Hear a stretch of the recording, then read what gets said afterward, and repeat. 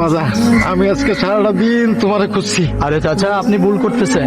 আরে দূর, আমার পোলার আমি চিনি না। আপনি উল্টাপাল্টা বকতেছেন কেন? আমি আপনার ছেলে হইতে যাবো কেন? বাজা, কি কও তুমি? আপনি ভুল করতেছেন কোন। তা আমি আমার পোলারে চিনবো না এটা হয়?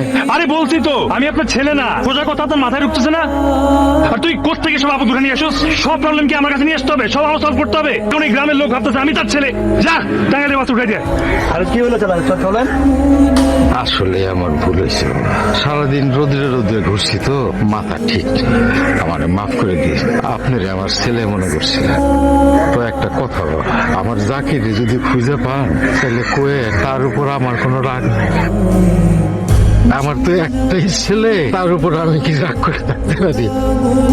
আর একটা কথা কই, সে যে গ্রামের কাক দিলেও পছন্দ করি, ওইগুলো আনছিলাম।